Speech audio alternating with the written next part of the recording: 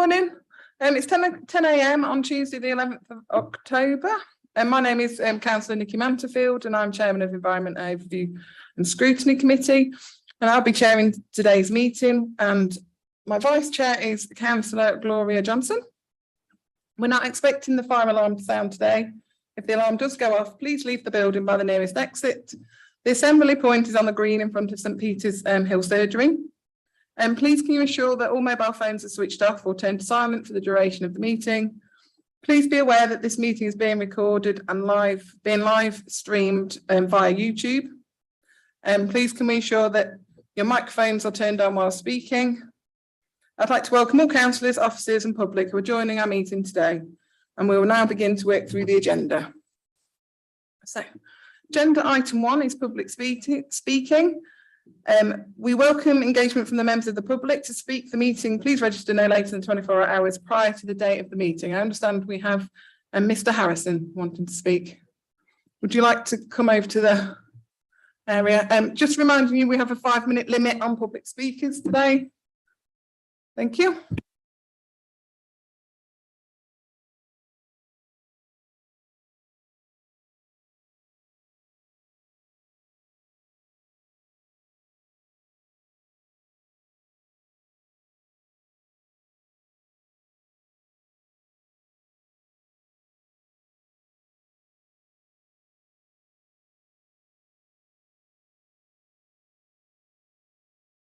Yep. Okay, good morning. Thank you for giving me the opportunity to speak today. As some of you may be aware, I was here on the 10th of May this year to raise a point of order reference to the new diktat against the taxi trade brought in by the Cabinet in 2021. In short, this stated they reduced the age of new taxis on application from 7 to 5 years. This after previous reductions from unlimited to 10 to 7. This has put an immense unfair stress on the taxi trade, but only the taxi trade from the SKDC area. I debunked all the claims that it was done under the auspices of clean air policy in the town centre by highlighting that it is only local taxis, not other taxis, not buses or coaches or lorries. And at the time, Peter Mosley told me that, in fact, I should be grateful because the council were bringing 4,000 new houses to the town, which would mean more business for me. Not seeing the irony in that 4,000 new houses means circa 6,000 new cars being brought into the centre of the town with no restrictions. On May the 10th this year, the committee recommended that the Cabinet review their decision as a matter of urgency. The Cabinet's definition of urgent sadly meant that it was not reviewed at the first available meeting, but rather left until the 12th of July this year. At that review, my complaint was not reviewed properly. Linda Wootton misrepresented the complaint by alluding that the policy refers to all taxis that work in the town. That is not the case. It refers only to SKDC registered taxis. She goes on further trying to muddy the waters by saying that SKDC policy seeks to protect the public as well as the environment. So is Linda now saying that the policy change was not about emissions? Is she moving the goalposts? But as I previously stated, all 7-year-old vehicles would have been Euro 6 compliant by May this year anyway. And if the Hackney vehicle test is not sufficient to check on the safety of the vehicle, why is it in place and why are we paying for it? Taxis are tested every 6 months for safety and emissions, a far more stringent test than the MOT, even taking into account condition of bodywork. She then admits that pandemic caused a drop in taxis registering without a hint of the irony of the Cabinet compounding that problem. Linda also referred to the government best practice draft policy, which states, and I quote, "The setting of an arbitrary age limit may be inappropriate and counterproductive and the result in higher costs to the trade and ultimately passengers." This is exactly what happened with their initial change. It goes on to state, and I quote again, "Licensing authorities should not impose age limits for the licensing of vehicles, but consider targeted requirements." Her only justification to uphold the decision was that the council didn't want to get egg on its face again should the government best practice policy change. There is absolutely no reason to expect the policy to change. Her only argument is that it could cause uncertainty and confusion for the trade, something that the initial diktat enforced with spades. The original claim that this change was made for emissions has been blown out of the water. Further attempts at diverting the cause for change have also been negated. The final nail in the coffin for this is if we go back to the existing government guide for statutory and best practice guidance for taxi and private hire vehicle and licensing authorities, it clearly states that 5.1, that licensing functions of taxis are the function of the council rather than the executive, such as the Cabinet. However, when I raise this each time with Karen Bradford, I merely get the response that the Cabinet is responsible for approving the policy. So going back to Peter Mosley's emails, he stated that the final policy went through Cabinet after the Environment and Overview Scrutiny Committee reviewed and set the policy. So that being the case, I call on you as a committee to justify what you've done to the trade. Surely if it's not the Cabinet making the decision on licensing and actually the EOSC, then they can also change that diktat. If not, then contrary to government best practice, the Cabinet are overstepping their remit. I also raised with Karen Bradford over the equalities impact assessments undertaken by Anne-Marie Coulthard. Namely, after speaking with many of the groups that come under the title of vulnerable, none of them received any question as to the impact on the reduction of service would have on them. None of them were asked about the impact that enforced price rises would have on them. In fact, none of the vulnerable groups were even contacted. Now, should I be wrong with this issue, and I'm sure you'll be able to furnish me with the inquiries and their answers, in fact, the equalities impact assessment was merely the impact on drivers and not the members of the public. In point 3 on that impact assessment, Anne-Marie Coulthard states, public consultation has been undertaken with responses received from a range of consultees. The consultation did not identify any additional impacts which had not already been considered. 30 seconds. I asked for her to inform me of the vulnerable groups that she'd consulted in their replies. There was also another question where you'll see on that form that I won't have time to talk about.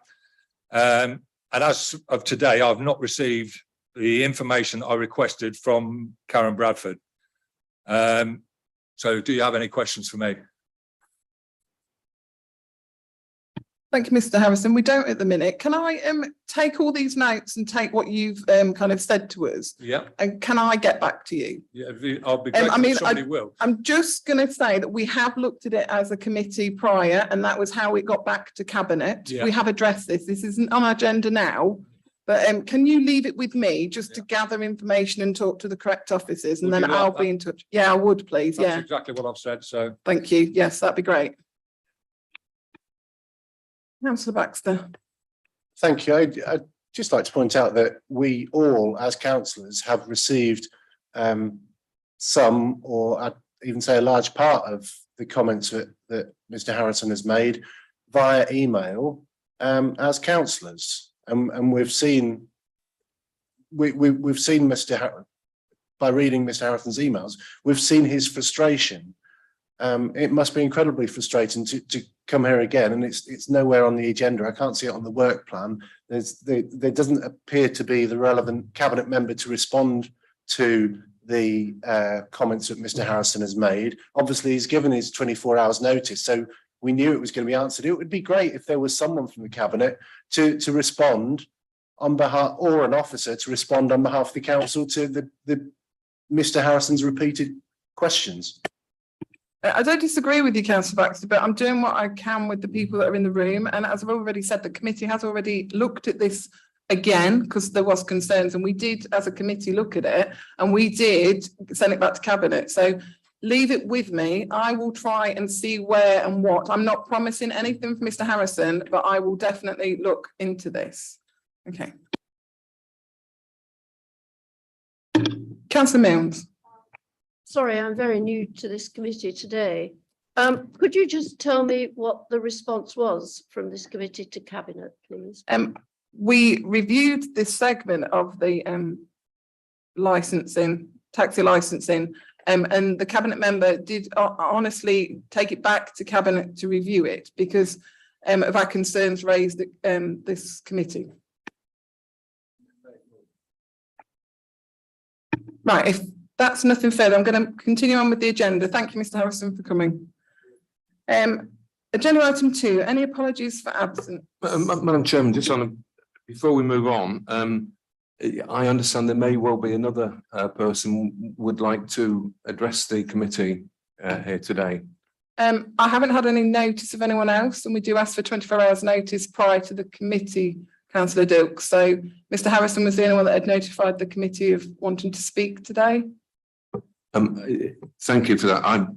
The person who I've got in mind is a keen environmentalist. I spoke to that person within the last 24 hours, who indicated that they would like to come and give some information to the committee. Of course, I said, have you registered? And the person said, well, I didn't know I had to. And of course, if that person had come to our last meeting, they wouldn't have had to have registered, because we've changed the rules since then. So I'd just sort of ask if we could hear from that person. 1 second, Councillor Dix, let me just take it under advisement. Is that person here today? Yep, please. Thank you, Madam Chairman. No, that's fine. Thank you, Councillor Dix. I was unaware.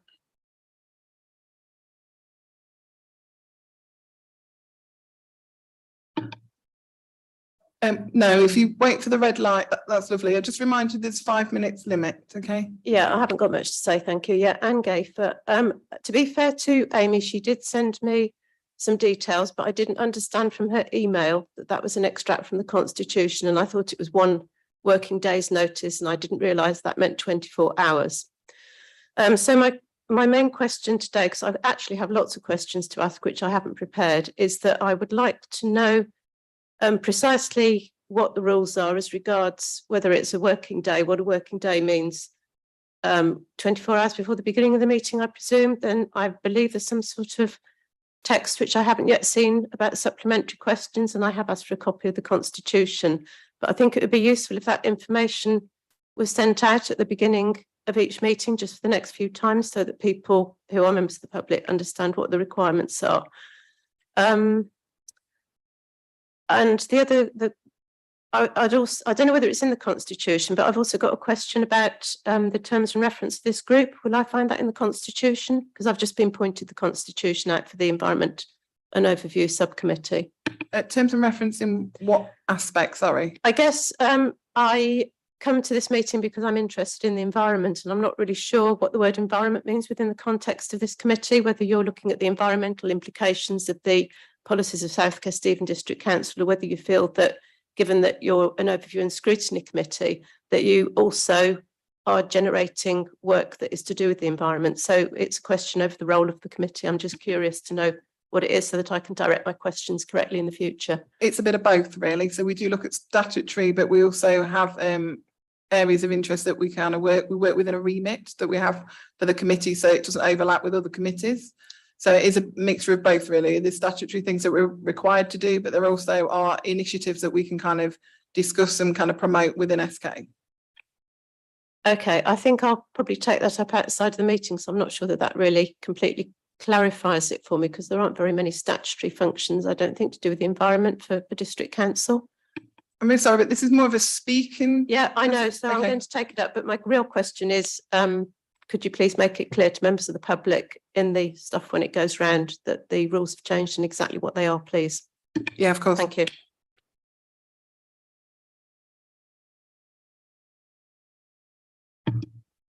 Any other questions from the members of the public? Lovely, we'll move on with the agenda then, thank you. Agenda item 2, any apologies for absence? Thank you, Madam Chairman. We haven't received any apologies for absence for today's meeting, and Councillor Phil Dilks will be filling the Alliance SK vacancy. Thank you. Lovely, thank you, Amy. Item number 3, disclosure of interest. Members are asked to disclose any interest in matters for consideration at the meeting. Do we have any? No, lovely. Please, as we go through, if you think there are any, please, you can raise it then. Agenda item 4. Minutes held from the meeting on the 5th of July 2022. Any issues or concerns or any points to be raised by members of the committee?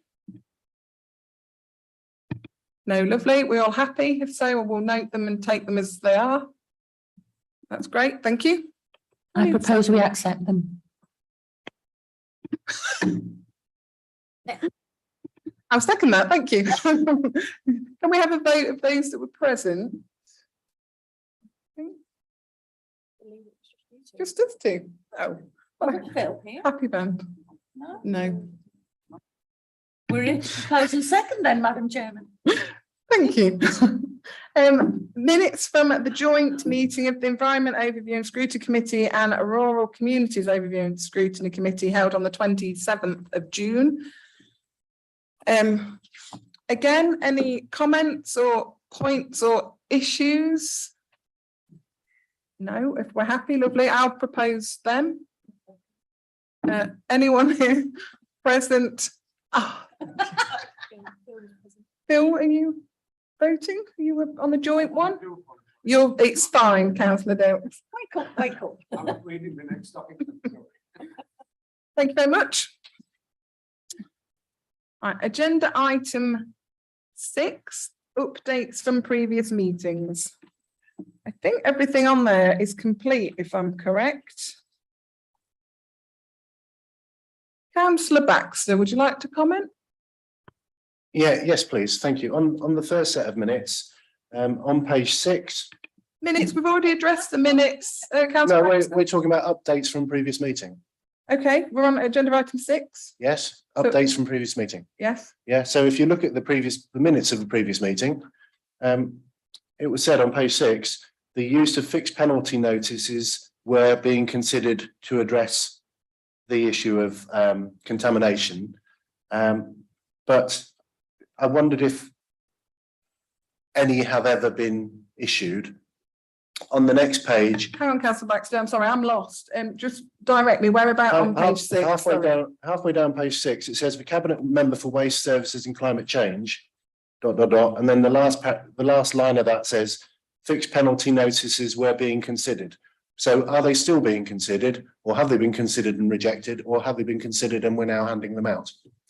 On the following page, it was suggested, fourth line down on page 7, it was suggested that the council could become involved in the National Recycling Campaign in September 2022. Did we? Were we? And further down that page, one member queried how many tags had been put on contaminated bins. Do we know how many tags were put on contaminated bins? I'm sure we don't have the information with us, but, oh, actually, Anne-Marie.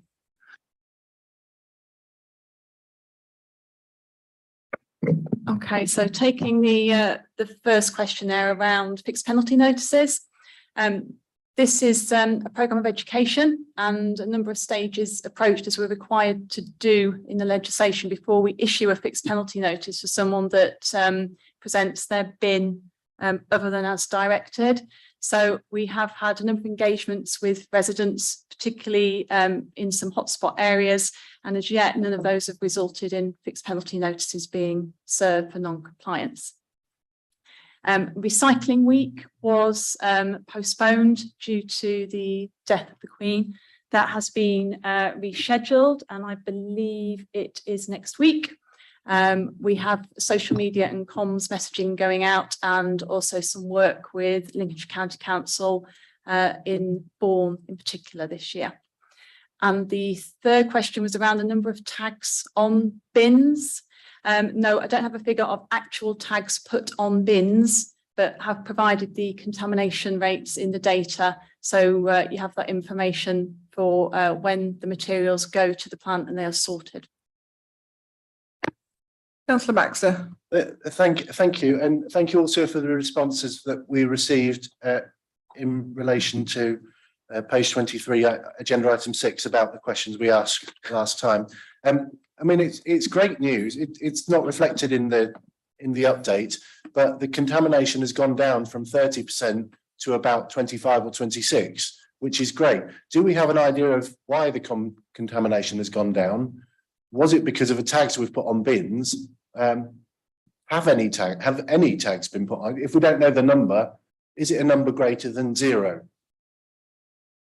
And also, I do have a question about the second set of minutes. Okay. I'm just going to speak for a sec, Councillor Baxter, about that. If we're doing a good job, I do agree that sometimes we need data to collect the information, but if it's going in the right trend, then are these bits of information really that important at times? Yes, our contamination has gone down, but it's also gone down in line with the rest of the county. So we seem to be going with the flow of the rest of the county in terms of contamination. Is there anything that SK is doing differently, better or worse?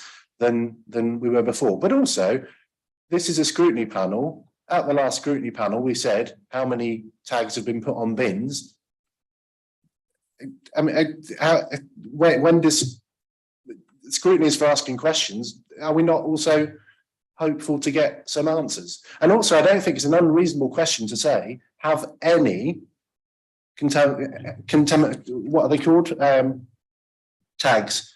One member, probably me, queried how many tags had been put on contaminated bins.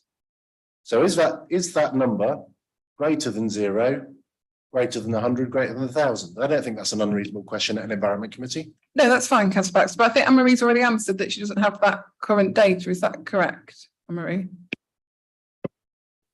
Yes, that's correct. Tags do go on bins, but we don't keep an active log of tags on bins. The reason for the contamination going down and it being across the county has been very much a county-wide push called Right Thing, Right Bin, to educate people about what goes in what bin, and therefore improve the quality of the recyclate, which is one of the reasons that we've seen improvements across most of the county, alongside with continuing to engage with residents who are not using the bin system correctly.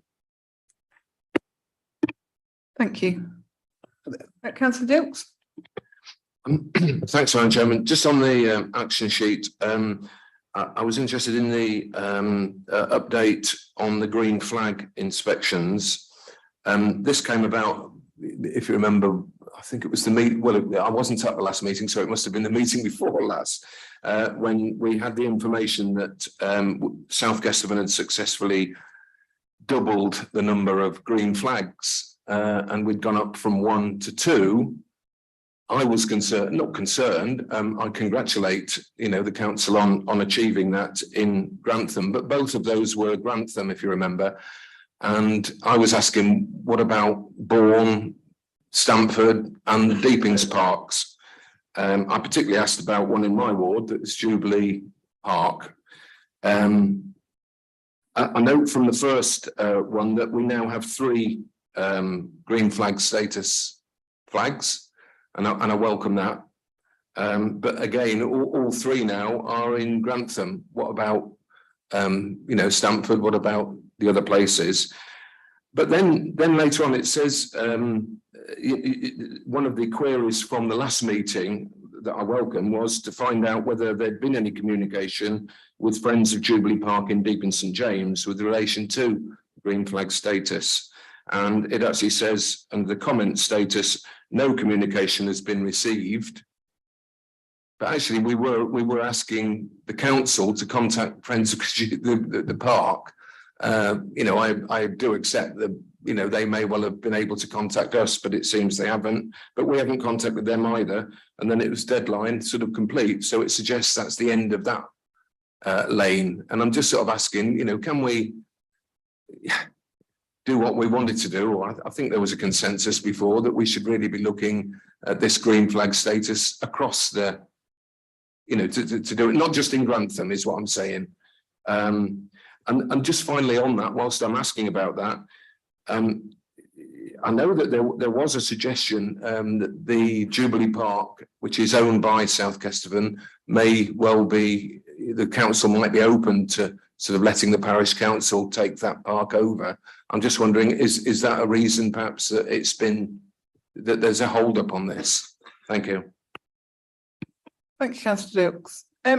I just need a bit of clarity myself, because I was under the impression that, tell me if I'm wrong, that organisations contact us for guidance within Green Park status, and that we are here to act as an advisory kind of board, not board, that's the wrong word, advisory people. Is that correct? So I do think that it is Jubilee Park needs to contact us for advice, as in SK, not me personally, and for advice. And I think that's why it's kind of been complete, because we do support people that want to go for, and organisations that want to go for the green flag park, but I think that's the way that we've set it up.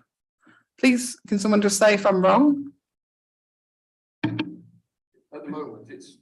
I think someone needs to take the lead, don't they? Is that, I think that's what we've discussed prior at the committee. But it's our park, we own it, we take the lead surely, and it's about the management plan for each of the areas. And, you know, if you remember at the original committee, we were told, oh no, we can't do Jubilee Park. It's not actually a park by the definition. And I was able to show that it doesn't got to be a park. It's about open spaces or parks and there's the definition. I've actually got their handbook here, you know. I've actually now got the handbook on how to do it, raising the standard, and I'm welcome to pass that on to anybody who's interested. It just seems it's something we should, you know, we're doing it for Grantham. Let's think about the other place. Thank you, Councillor Dilks. Anne-Marie, can I just ask for a bit of advice? I'm confused if this is your remit. It's not within my remit, Chair. It sits with Karen Whitfield, the Assistant Director for Culture and Leisure. But if you would like anything to go back to her, I'm sure we can consider that with her. Yeah, I think we'll take that back to Karen Whitfield, to be honest, and just ask the question, Councillor Dilks. Councillor Baxter. Thank you. I think I can help with this one because I've previously gone on about it. You surprised me there, Councillor Baxter. Initially, there were issues about is it a park or not? Is it a park or whatever? And there are issues of officer resource to do this because we've got a finite resource. And Wyndham Park does get some funding, which is bone and contention. I mean, they won it fair and square, heritage lottery and all that. So it's no surprise and it's no problem that Wyndham Park has got it. But in order to do a green flag award, you have to have a management plan. The Friends of Jubilee Park have been busy over the summer, so that might account for some of the non-communication, but they've organised a dog show and some other things. And I think they are broadly interested in it as long as they know what they're taking on. However, they cannot present a 3-year grounds maintenance plan for a district council park. Only SKDC can do that. So the first step has got to be someone from the SKDC meeting with someone from, or rather the whole lot of Friends of Jubilee Park in order to make anything happen. But as Councillor Dilks says, if SKDC is going to hand the park over to the parish council anyway, then that would seem a waste of officer time if it's not going to be our park and we're not going to be organising the grounds maintenance. That's why it's confusing, but I guess we could pick it up with Karen Whitfield later on. Thank you for that. I think that's the best way forward, because I think if there is a conversation that the parish may take it over, then I totally agree with what you're saying, that, you know, we're at that unknown at the minute. So yeah, conversation with Karen Whitfield, I think, would be best. Thank you very much. If I might just finally come back and thank you for that. I think that sounds sensible. It does leave though. I mean, that's one specific park that we're talking. I mean, there are parks, you know, in other areas that may be suitable.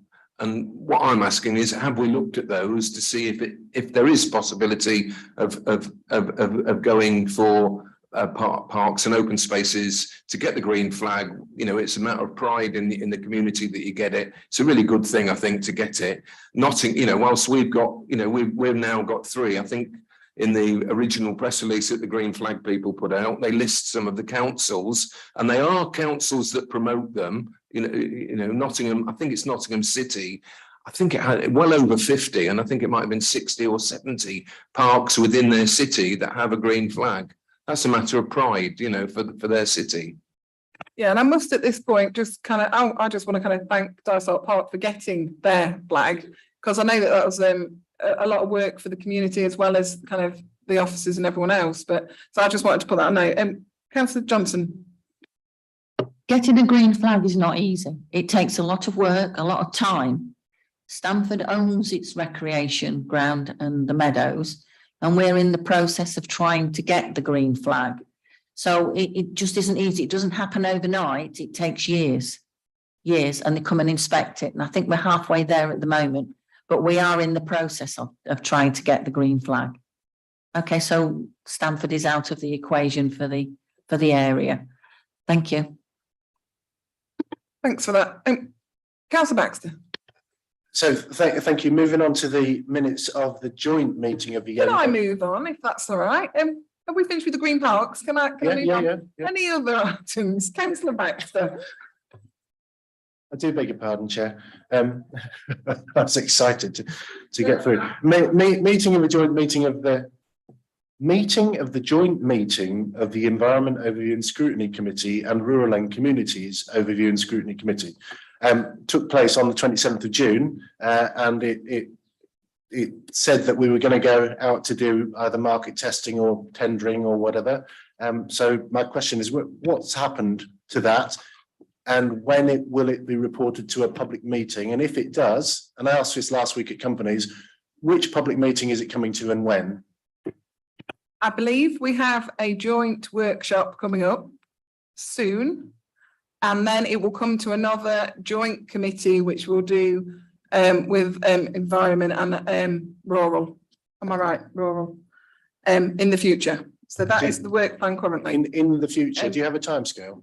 I know the workshop initially is this month. I haven't got a set date for the joint committee currently. 1 second, Councillor Whittington. Yeah, thanks. The member workshop is scheduled for the end of October, last week of October. I can't remember the exact date. Sorry? Have we been informed of the date? It's still being determined when it is, but the plan is the last week in October. There'll then be a joint meeting, as the chairman has mentioned, of the two committees, probably round about the middle part of November. The final decision will be taken before Christmas by Cabinet. Thank you, Councillor Whittington. Any other points on the action plan or updates? Sorry, updates. I'm jumping ahead myself. If there's not, we'll go to agenda item 7, announcements or updates from the Leader of the Council, Cabinet members or the Head of Paid Services. I have received none. Yeah.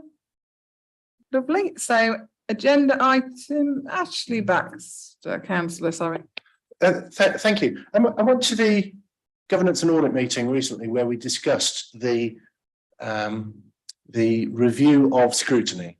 And in the action plan for the review of scrutiny, whoever wrote the action plan, I assume it was Councillor Wootton and her team, said, we're addressing this because we've now got an item on OSC agendas that says announcements from Cabinet members. And so there's an opportunity for scrutiny there. This is the fourth meeting that I've been to where we've had this item on the agenda and the leader, the Cabinet members and the Head of Paid Service have not had anything to report. Do we infer from that they're not doing anything that's worthy of report? I think that I'd like to say no, that they are doing things. Can I just clarify from the Cabinet members that are present that, is business all up to date and we are, Councillor Whittington? I mean, obviously on a day-to-day basis, operational stuff is happening. I mean, we could come here and go through an entire list of all the operational stuff we're doing, but we'd probably be here all day doing it. My interpretation of this is that it's only declarations of strategic policy, not sort of day-to-day operational issues. Because as I say, literally, we would be here all day if we were reporting that. I kind of agree. I kind of thought it was for any urgent or updates that were needed to come to the committee, to be fair. So I haven't heard any. So we'll move on. Thank you. Agenda item 8, the depot update. I believe Robert Reid is presenting this. Thank you very much, Madam Chairman. Thank you for asking me for an update on the replacement of the depot board to this committee. The update regarding this item is quite brief, Chairman, though factual. The project was included in the corporate plan of 2020 to 2023 with an action plan for its delivery under the corporate priority of building a fit for purpose depot. In March of this year, in 21, the council approved the budget to purchase Turnpike Close, which completed and a design team are appointed to work on the scheme for a replacement depot, including the repairs for the DWO team for housing. The design team have reviewed the specification for the council and produced some concept designs. The scheme has paused at the Royal Institute of Architects Stage 3 of producing a detailed designs while some work is completed regarding the fleet procurement. And I think it's a point, you know, there's 1,001 ways to get something wrong, but when we're looking to the future of a new depot for the future and an expansion of our district, we need to be very sure that we get, though it's my fellow cabinet members' remit, to get the projected runs and schemes, the number of lorries and everything else in order. The outcome of this procurement will shape the future for the replacement of the depot, and the designs will commence upon the completion of this piece of work. It has become clear after conducting site surveys that there was a significant amount of remediation work required at the site to level and prepare it for construction or any development on the site, and the budget was approved in July 22 for these works. Cowardin are completing these civil works at a cost of £242,000, with works starting on the 17th of October and due to be completed for Christmas. The report is for information, but I and my officer for Debbie Roberts, for that's head of corporate projects and policy and performance, is here and will answer any questions that we feel are relevant. Thank you. Thank you, Councillor Reid. Any questions? Councillor Dilks? Thank you. Thanks for the report, Councillor Reid.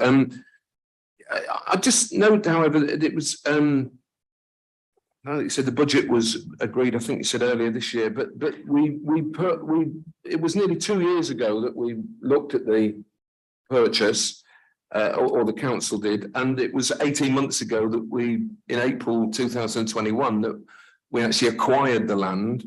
I just wondered if you could say a bit more about, you know, the delay, you know, what's been happening, why has it taken so long? I got in my head that it was, you know, fairly urgent that we got on with it, and I accepted that. And I wonder if you wouldn't mind, Councillor Reid, I can't remember what the cost was. I know that we're spending £250,000 on the demolition, and then it'll be, you know, the cost of developing it. I'm assuming that once we dispose of the old site, there'll be an income from that. I wonder if you'd say a bit more about that and what the plan is for the existing site. Thank you. Councillor Reid? I partly alluded to it in what I actually have said this morning already. There's one way to get this right and probably many ways to get it wrong. And the expansion and the development is key and paramount to this. It's absolutely a number one priority. The district is growing, as we all know. There is a projected delivery of new homes, and that, of course, makes for more services.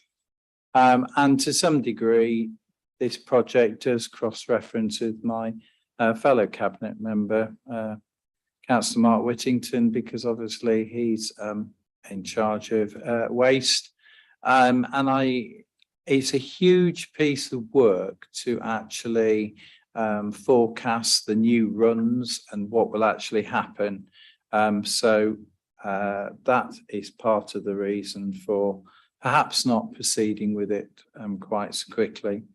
The cost of the development, of course, will come out of the spec that is sought to be fit for our needs.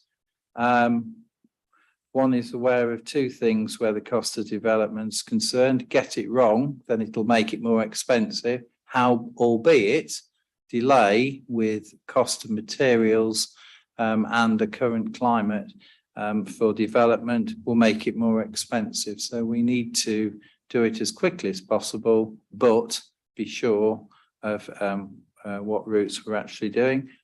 I think it gives me also an opportunity this morning, Madam Chairman, to say that I have learned from my cabinet colleague where Alexandra is concerned that it is currently still fit for purpose. It might be working at capacity, but I understand that's right, and I bow to the better judgment and comments of other portfolios. But the reason for me mentioning it, and as a councillor, is that actually having some comfort that at the moment Alexandra Park is just still fit for purpose to do our frontline services.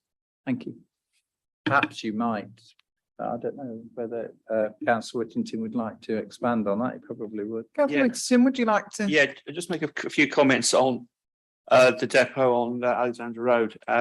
If any council or anybody has visited it, and if any councillor does want to visit it, please just contact me, and I'm sure we can arrange something. As Anne-Marie Coulthard will testify, it is functioning. It is extremely. It is at capacity in terms of the parking of vehicles. We probably couldn't fit any more vehicles, the waste freighters, on there. And we're faced with the challenges of increasing number of houses within South Castile, which invariably will lead potentially to extra routes. We are currently doing a route review to look at the most efficient way of providing routes. We've got a piece of software which we purchased, route planning software, so we can potentially in the short to medium term deal with any increasing capacity via a route review, but longer term we potentially are going to need more rounds, which will involve more freighters, which will then obviously involve more space.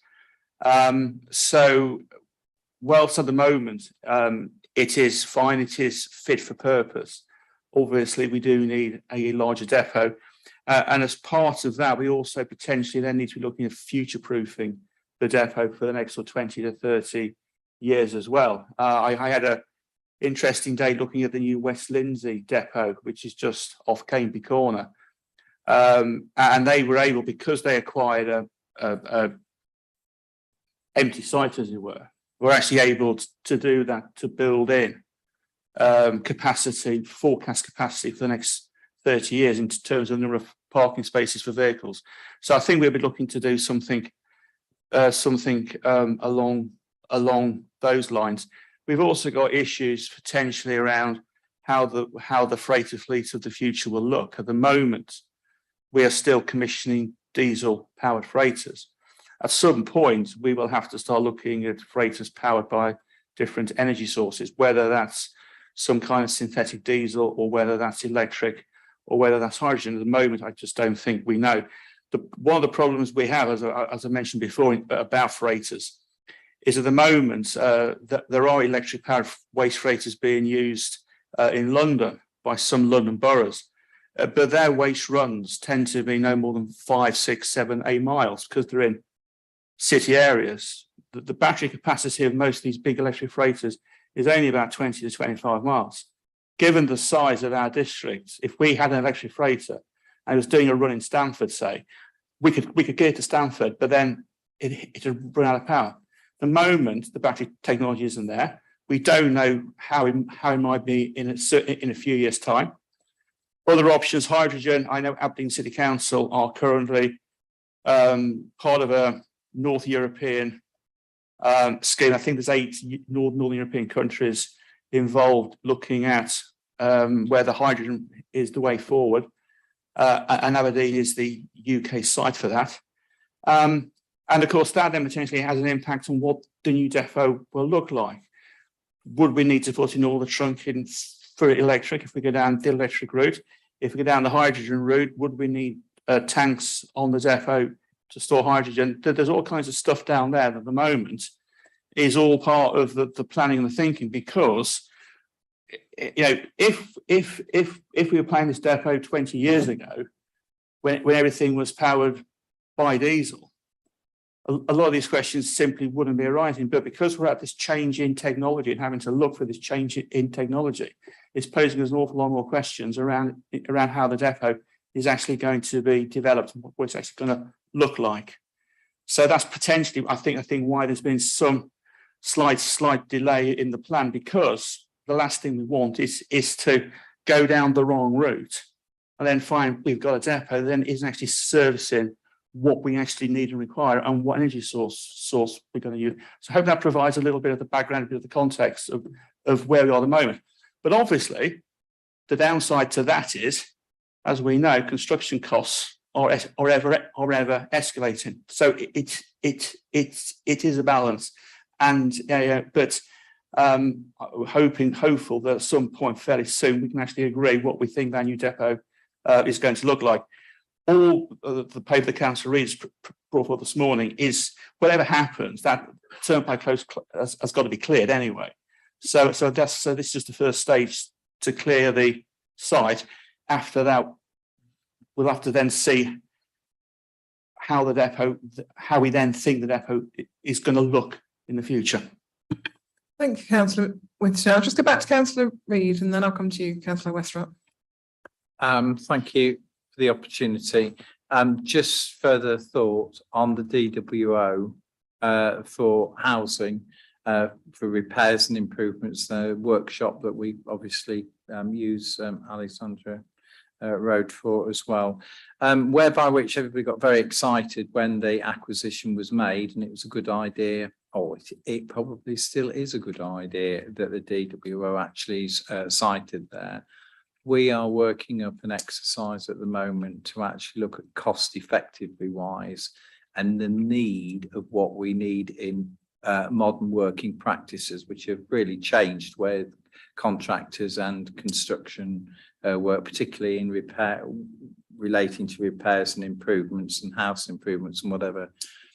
So we are currently looking at the substantiation of actually moving our DWO there, or whether we would be better to alter the practice into what is administration of it and what is a practical depot of it.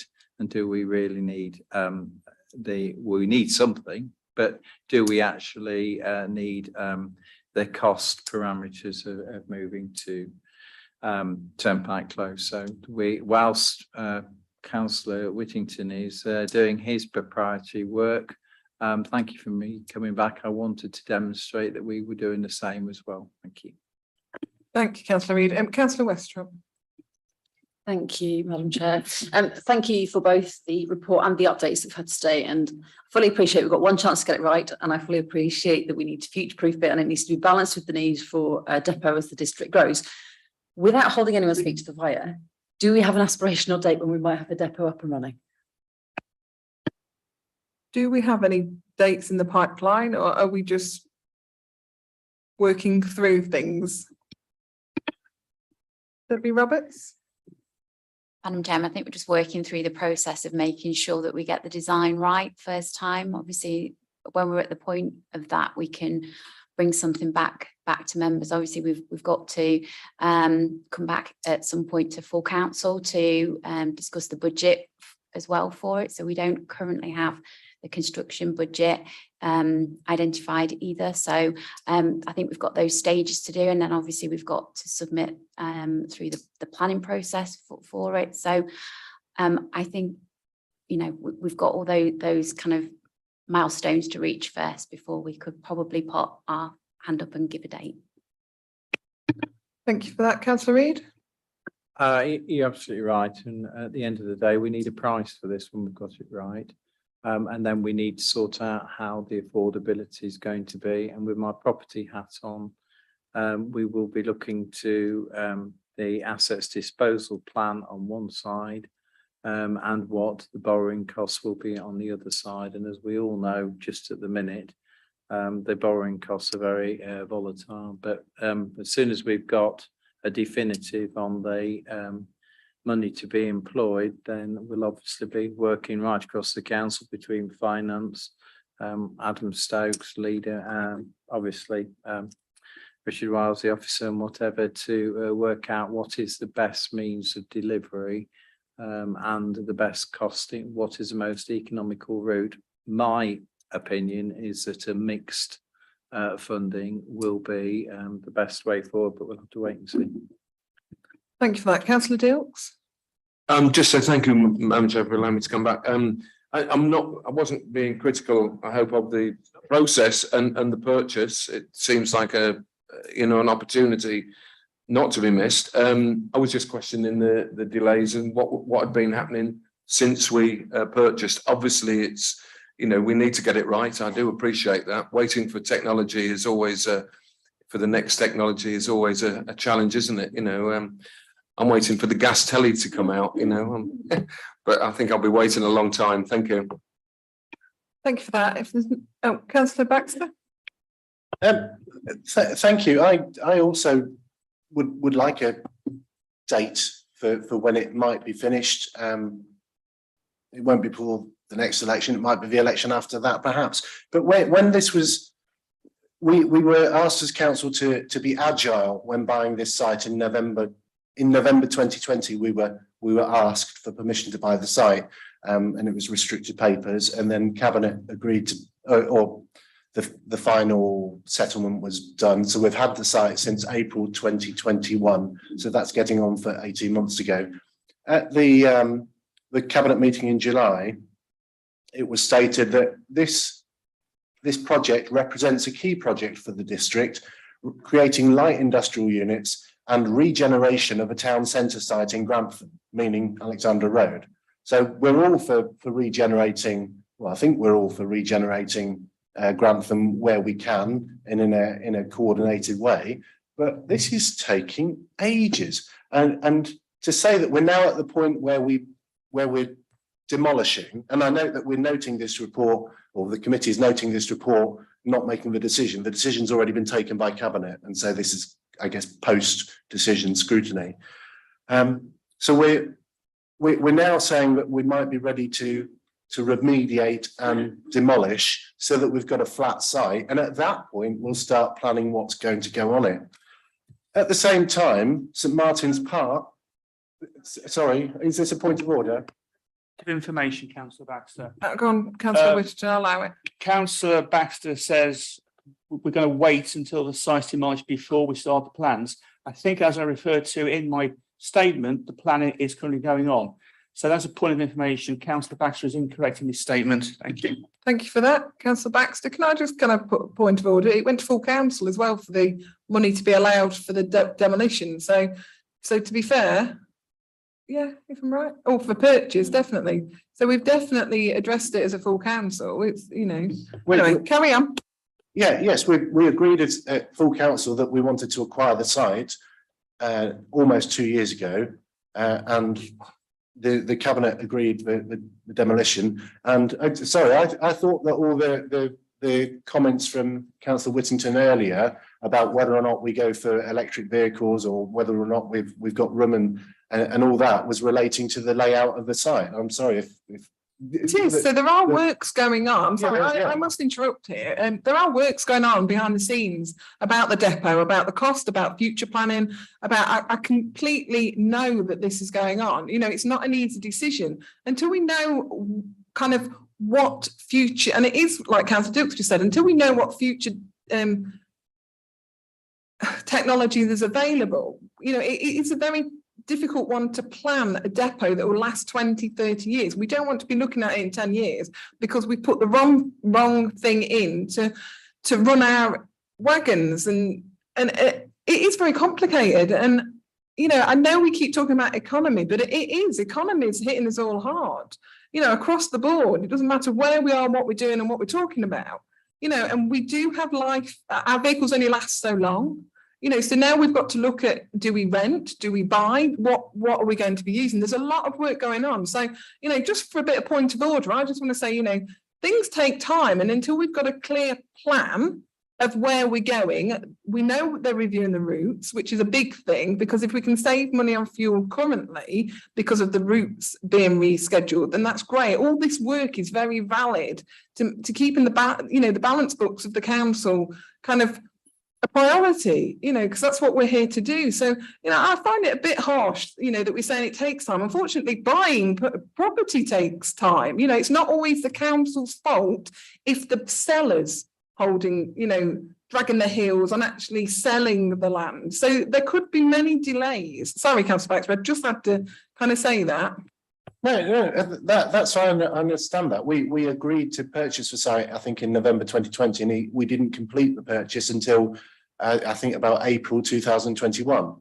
But April 2021 is still 18 months ago. And yes, I agree that works are undoubtedly going on in the background. But in terms of something presentable, I'd hope that in 18 months we might get something a little bit more interesting than demolition. I thought there might be a little bit more progress, because you've got to put this in the context of St Martin's Park, where we're only at the stage of demolition and we're still talking about how to demolish it.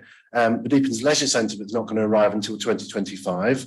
The various housing schemes that Councillor Reid announced, I think, early in 2021, of which only about 8 houses have been built of a possible 60 odd. And so it just seems to me that we're not moving very fast on any of these projects. And for an organisation that has these issues in its corporate plan, I just wish we were moving a bit quicker. I personally kind of agree in a sense, but I also agree, that the depot we've got at the minute is working at full capacity. The onus is that we don't need to do it now.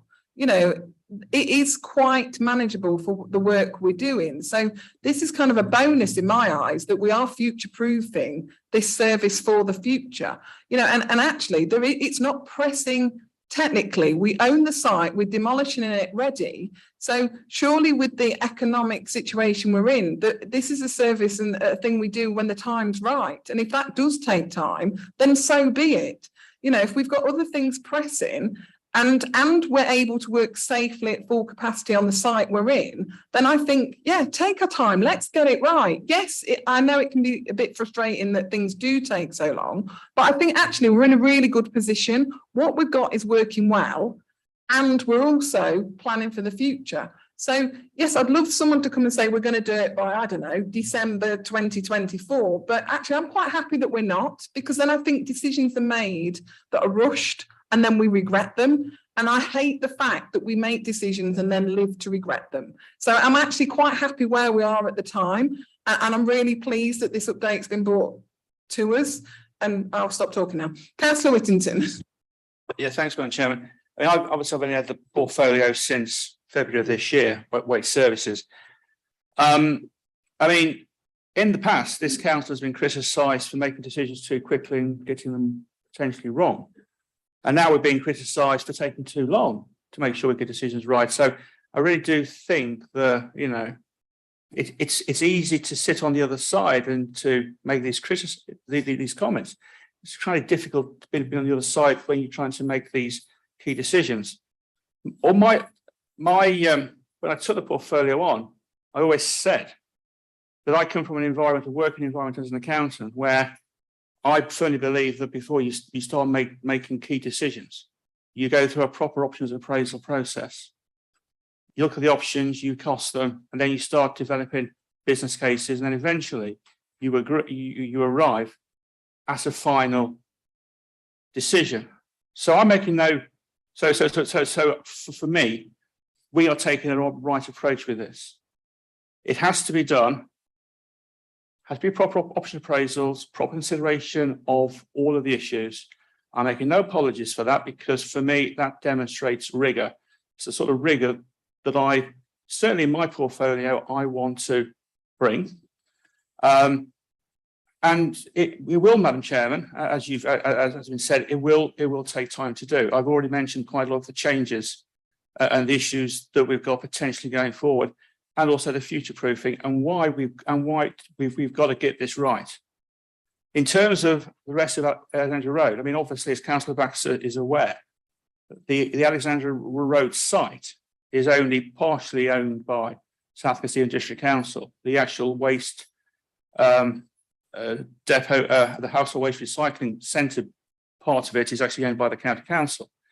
So in terms of any developments going forward regarding Alexandra Road and redevelopment to that, obviously at some point, I can't comment on what the County Council are proposing to do, but at some point, it would probably make sense if all the interested parties actually develop something together with each other. So in terms of that development, that's in the future. But again, I would hope that that'll be subject to the same rigorous process that we're following regarding the relocation and building of the new depot.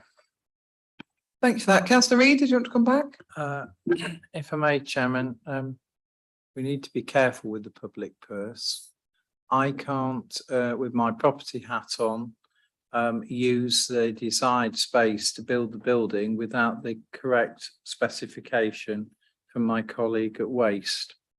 Now, we all know, Madam Chairman, that we all agreed for the purchase of this at full council. At full council, we also knew that this site was actually larger than our needs for future waste service facility and indeed any other council function. So that was described to us very carefully, that site, when we had designated the area and the size that we needed, there would be a piece of it that we will have options on, and they will be whether we're going to lease them to somebody and keep control, or whether indeed we're going to sell the surplus. So that is where we are with that. Alexandra Road, where we currently are, of course, would be if we were to sell our part of the land that we operate on down there. If we were to sell it, then that would make a capital receipt towards the depot. There are consultations and there is an evaluation as to and thought as to whether that would actually be the best thing when we get there. It might just be that if we were to lease that land, it might bring in a better value of return, which would indeed contribute more towards our general fund than perhaps the capital projects. So again, that is something that we need to get right. Thank you very much. Thank you. 1 second, Councillor Baxter, I'll come back. Richard Wiles, did you want to speak? Yeah, I think in the context of this conversation, it's probably incumbent on me just to make some comments on it. Clearly, we are in budget setting at the moment, and those members today that are on the Finance Committee will know of the pressures that the council is under at the moment, wholly external influences that are impacting not only on this budget, but looking forward. Members will also recall that in March's council report for budget setting, there was already projected deficits beyond this year anyway, and that was before the inflationary pressures, the fuel pressures and the pay award pressures. So clearly, as we sit here today, we have not got a sustainable financial plan going forward. Hopefully some of that will become more crystallised once government have made some announcements. But in the absence of that, then we have got budget pressures on day-to-day expenditure. When you start layering these big strategic projects that Councillor Baxter referenced, then clearly there's some real key independencies onto how the sequence of those all operate. We are obviously expecting significant receipts from St Martin's Park, but they're not here today.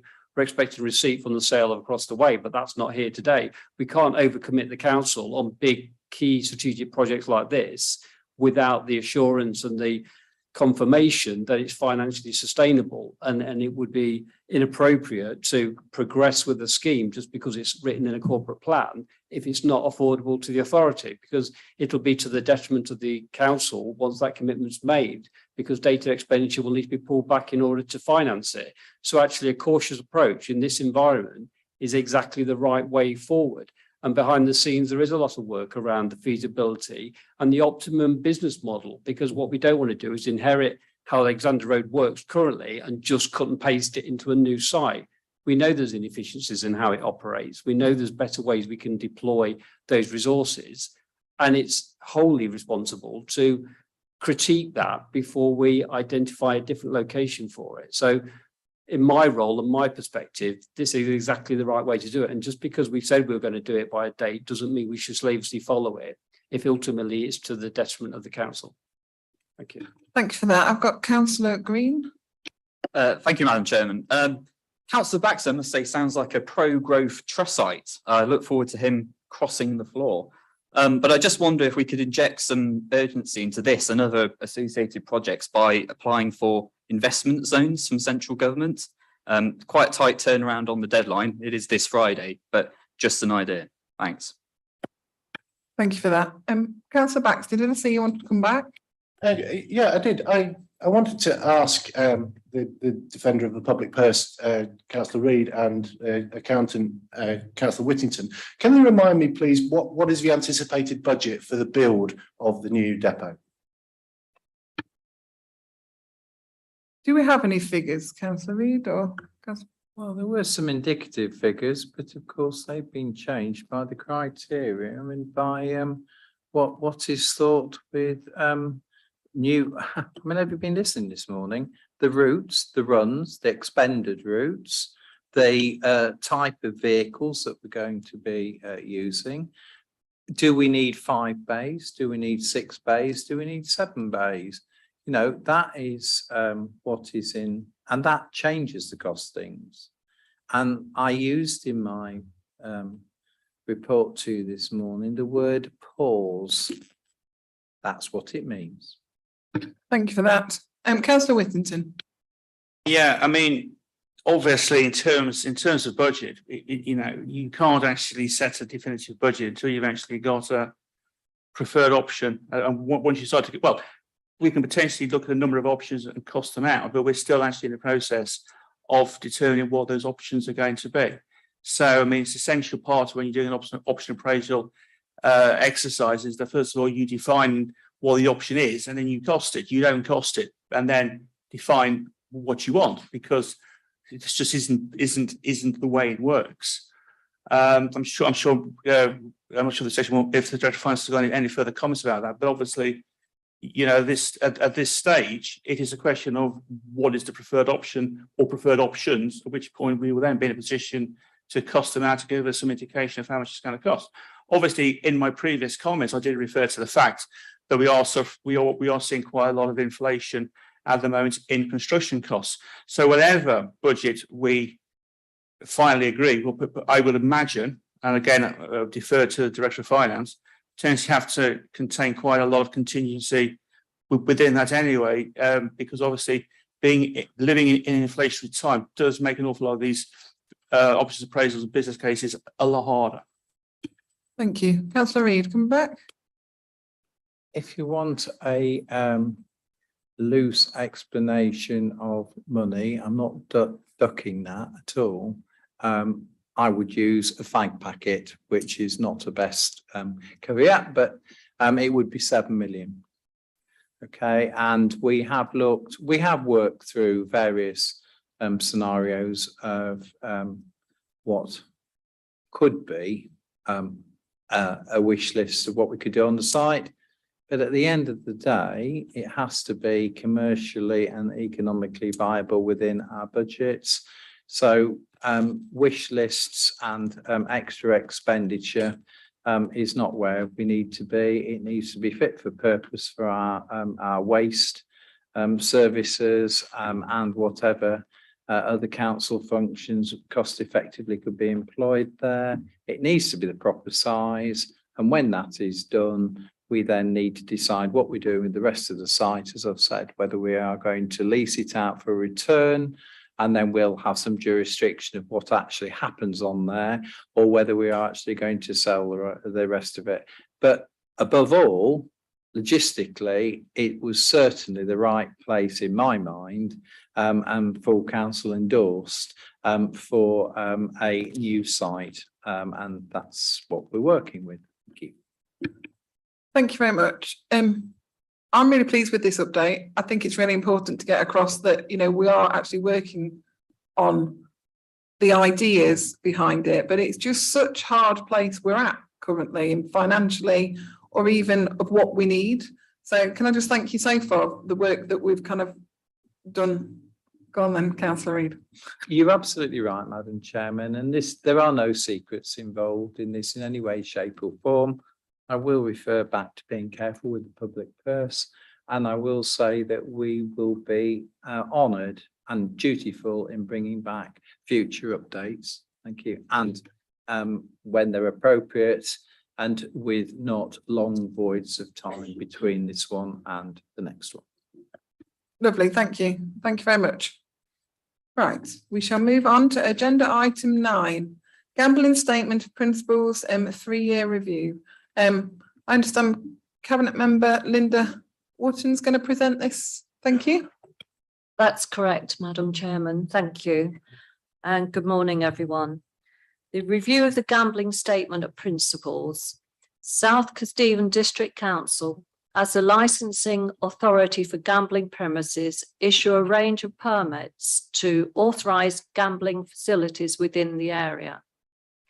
The existing statement was published in January 2020. The Gambling Act 2005 requires licensing authorities on or before each successive period of 3 years to prepare a statement of principles that they propose to apply in the years to prepare.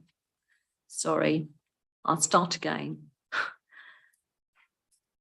The existing statement was published in January 2020. The Gambling Act 2005 requires licensing authorities on or before each successive period of 3 years to prepare a statement of principles that they propose to apply in the exercise of their functions under the Act and to publish the statement. The statement sets out the general approach the Council will take when carrying out its regulatory role under the Act and promoting the 3 licensing objectives, which are preventing gambling from being a source of crime or disorder, being associated with crime or disorder, or being used to support crime. Ensuring that gambling is conducted in a fair and open way, protecting children and other vulnerable persons from being harmed or exploited by gambling. There are no changes proposed to the intent or direction of the statement of principles. Updates have been made to ensure it reflects the current local profile and guidance and continues to be fit for purpose whilst promoting improvements. The review has been undertaken in line with legislative requirements. The draft statement is at Appendix 1 with proposed revisions to the current statement in red text. Appendix 2 outlines the proposed changes in detail. Statutory consultation was undertaken between the 22nd of August and 18th of September 2022. 13 responses were received. The consultation report is at Appendix 3, and a summary of the feedback comments received and responses to this are at Appendix 4. An amendment to the draft statement is proposed as a result of the consultation and is shown in green text. The report recommends to the committee, A, that it considers the proposed update statement that reflects the response received from the statutory consultation and provides relevant feedback. B, subject to the feedback, recommends to Cabinet that the revised South Kesteven District Council gambling statement of principles is suitable to be presented to the Council for adoption. Thank you, Madam Chairman. Thank you very much. Do we have any questions or comments from the committee about this agenda item? Councillor Westropp. I have one really quick question actually, and it just, is there anything in the changes which anybody's concerned about, as in, is there a potential taxi situation or something like that that we wouldn't necessarily see through the changes that anyone's worried about? Linda? Madam Chairman, this is about gambling, not taxes. Thank you. I fully appreciate that. My point was, it was the situation we've had with the taxis. Is there anything in this particular statement of principles that we need to be worried about that might come back and bite us? I think let's exclude the taxi bit. Councillor Watson. Madam Chairman, I don't foresee anything really, to be quite honest. I must admit, I'd just like to comment here that I've read both the old document and the new document side by side. I do have a sad life, but I felt I needed to. And actually, this is written so much better. If you actually sit down and compare the two, this makes more sense. It's very clear, and it is a statutory requirement we do this. And actually, I'm more than happy with this document, and I just want to thank everyone that's put the work in, because there's a lot of amendments and changes, really, in a sense that it's a better document. So I just wanted to put that out there publicly. Thank you. Councillor Baxter. Thank you, Chair. I draw your attention to the comment from one of the 13 respondents on page 81. I think you've just answered the person's question. The comment reads, as a consultation response, "For goodness sake, haven't you got better things to be doing with your resources? Who on earth is going to spend time actually reading 31 pages?" I'm glad that you have, on behalf of the committee. I felt part of my role as chair, and that it was really important that I did compare the two, and I did read it. So yes, I am very sad. I acknowledge that. It's to be applauded. This is a scrutiny committee, and you, in that case, you're doing it right. I also wanted to say that I thought 13, a consultation with 13, that's outrageous. How come nobody else has done it? So I looked onto South Holland's website, and they've got a great big long list of national barkeepers associations and so on. I assume that we consulted all the statutory consultees and they weren't much interested. But also I then went on to Rutland, and their consultation received 2 responses and 1 query. The consultations are really hard. You have to get people to be engaged with the consultation process. So I know SK and I know other councils do it as a statutory requirement, but it is, you need to have the other person enthused about having their say as well. And I find, you know, as long as we do the process correctly and we follow the procedure, I always find it disappointing, the results of the consultation. But does that mean we're doing it right to start with? So that's all I'm going to say there. So I like to look at the positive. Councillor Dilks, did you want to comment? Yes, thank you, Madam Chairman. I haven't read all the pages, however many there are. I did read the opening pages that are in red, and I was intrigued to see that the statement of principles talks about gambling supporting a number of the priorities in the corporate plan, in this council's corporate plan, notably that gambling supports a high-performing council, a clean and sustainable environment, housing that meets the needs of all our residents, healthy and strong communities, and at the top of the list, growth of the economy. Not quite sure how gambling, you know, if that's a new strategy that we've got. Well, it probably is, because we've seen in recent weeks, of course, that gambling with the economy can crash the economy. We've heard about from our colleague, Councillor Ben, you know, about Trustonomics. My goodness, I hope we're not going down that road. Thank you for that. I think that they're just the headlines that are in the corporate plan, so we had to incorporate them within. But yeah, I can understand what you're kind of saying, really. But if you've got no other comments, are we happy to go with the recommendations as on the agenda, that we've considered them, and that do we need a vote on this then? We need to vote, so I'll propose this, because I've read it all. Can I have a seconder, please? Councillor Westropp, second, and can we have a vote, please? Lovely, thank you. Thank you for that. Thank you, Heather and Anne-Marie, for the... Councillor Wootton.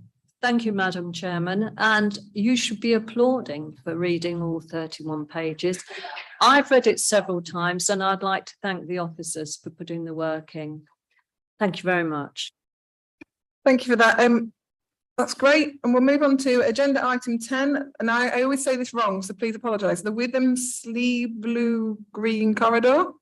And I believe Debbie Roberts is presenting this. Thank you. Thank you, Madam Chairman. This was a request from the last meeting to bring another update to the committee. So the report before you provides an update on the good work that's happened over summer and a bit of a timeline for planned works. So this project was brought back last time, and since then there's been huge progress with the programme. Projects have gained a lot of publicity through events such as shows and community days. In Sleaford at Lollycocks, the boardwalk's been complete with an accessibility ramp. There's a turning circle and fishing platforms. It's been finished and officially opened, and there's 2 new benches being installed on there. These elements of the project have enabled strong learner engagement, and they're working in collaboration with student portfolios within the construction and carpentry industry. So hay meadows have been cut and baled, and this process formed part of a community engagement day, which was well attended. There's some photos appended to the report with some more information on those. The meadows will be enhanced with seed mixtures and plug plants in autumn, which will be another volunteer engagement opportunity. The in-channel projects have been undertaken and successfully completed at Wyndham Park, St Catherine's Road and Queen Elizabeth Park in our district, and 3 further in-channel projects are scheduled for completion by next month, November 22, at the Hub in Sleaford, the lifting bridge into the Nettles in Sleaford, and also Spittlegate Heath in Grantham. The project continues to have strong partnership and stakeholder engagement and support, and reports are taken quarterly to the board, of which Councillor Trollope-Bellew is the chairman of that board. Priorities for the next quarter are going to be procuring a range of projects at Sedgwick Meadows, Stonebridge Close, Queen Elizabeth Park, and some footpaths in Sleaford. We're happy to take any questions that the committee have. This was just to update. Thank you. Lovely, thank you, Debbie. Any questions or comments? Councillor Green. Thank you, Madam Chairman. I'm very interested in the biodiversity aspect of this. The recently passed Environment Act mandates a biodiversity net gain of 10% as a bare minimum in conjunction with new housing estates. Have we established a biodiversity baseline for this? And what do we anticipate the increase in biodiversity will be from the actions that we're taking here? Thank you. Tracy, would you be able to answer? Thank you. Thank you, Madam Chair. Yes, we've been working with the Greater Lincolnshire Partnership as well as Lincolnshire Wildlife Trusts to establish what the current biodiversity is. Sadly, a lot of the baseline data couldn't be gathered because of COVID, which is a little bit of a shame. So we can't definitively say whether there has been a 10% biodiversity uplift or not. We have been able to undertake, prior to commencement of in-channel works, Morph River assessments, which form part of the biodiversity, the Natural England biodiversity net gain matrices. So that matrices falls into 3 sections: terrestrial, linear and aquatic. So we've undertaken the aquatic survey, myself and sport officer on the project are both trained and qualified to do that. And of course, those surveys will be undertaken again afterwards, and they'll give an indication of how much improvement that those river habitats we've created during the course of the programme.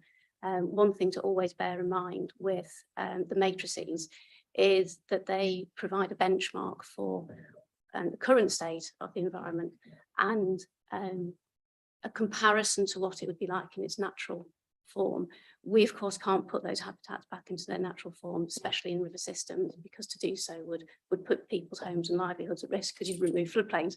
So so there's always that caveat with it. There's only so much that can be done, and what we always seek to do is to achieve the maximum that we can. And once we've completed the works and undertaken more assessments, we'll hopefully achieve that. Thank you. Thank you for that. Any other comments or questions? Councillor Dilks. Thanks, Madam Chairman. Yeah, I welcome the project, of course. It was the lady who actually spoke to us earlier. I know she was obviously very concerned about the process of the you know, speaking and having to register, and had she actually come to our previous meeting, she wouldn't have had to register. So I'm grateful that she was able to speak, but of course, I don't think and she was able to sort of get on to the substance of what she wanted to speak about, which I understand was biodiversity, and particularly I understand that there is a rare species of crayfish that are in that area of the Witham. And there is some concern about, whilst welcoming the project of opening up the sort of river and you know, the blue-green corridor, etc., there is some concern about the protection of these protected species. And so my question is, you know, are we aware of that? What are we doing about it?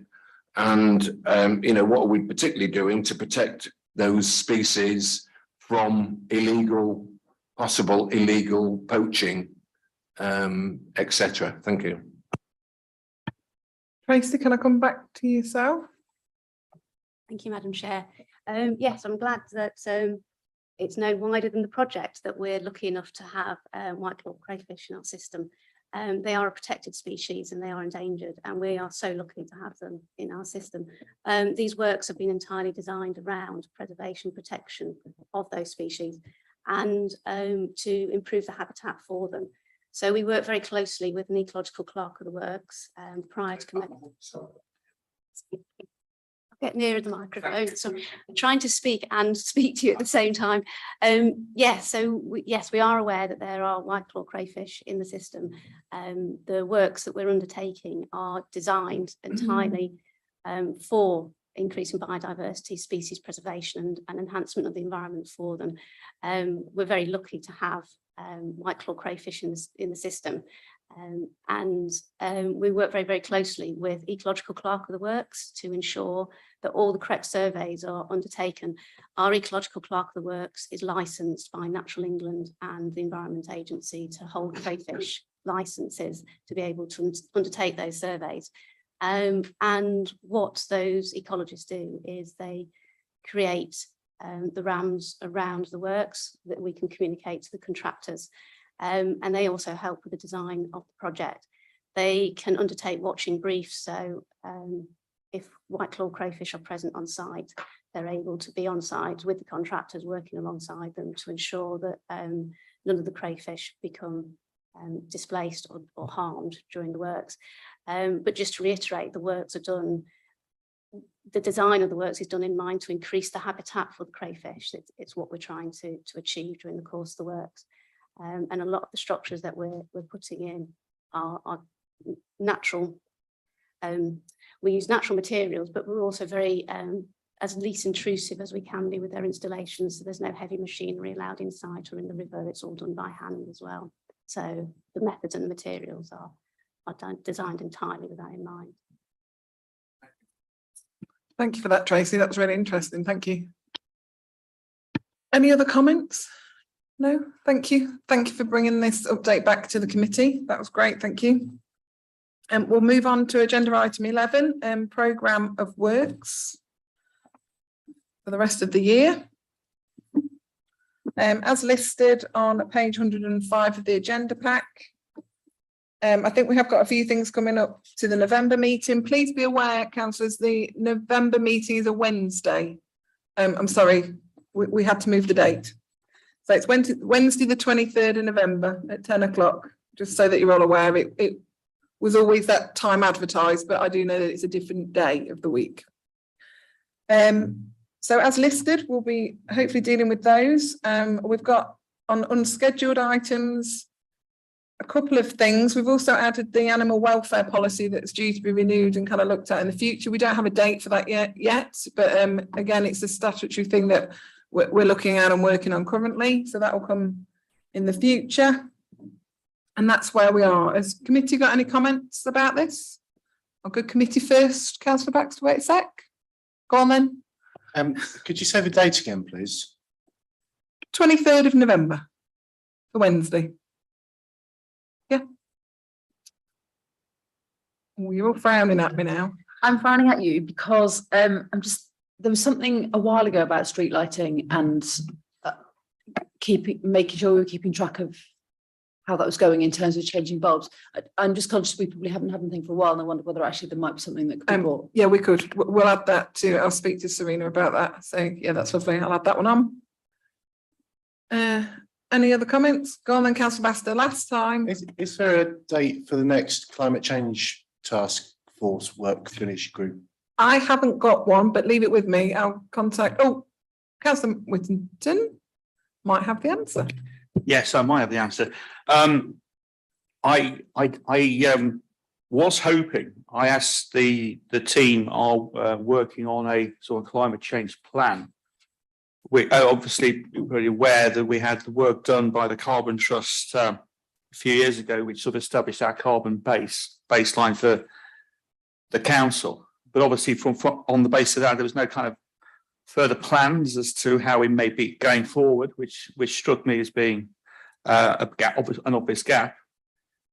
So I did ask that a policy document be sort of drawn up so I could sort of bring it to the climate change group, bring it here as well. I was hoping it would be ready by now. The first draft needs some more work doing on it. So I would hope to have that completed in a reasonably good first draft, and then call a meeting of the climate change group where that would be the principal item on the agenda for them to sort of have a look through. So my apologies, but hopefully fairly soon we'll get that policy document. Thanks. Thank you for that. Councillor Baxter was unclear, so leave that with me, and if I find out, I'll email you if that's okay with you. Thank you. If there's no further comments, we'll move on.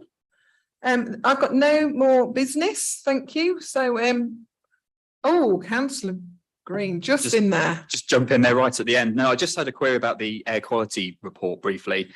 Will that recommend mitigation measures? Thanks. Until we hear it, I don't know. So we'll deal with that next time. Thank you. With that, I've got no extra business or anything else. So I'd like to close the meeting. Thank you very much for your time this morning. Again, nice committee. Thank you.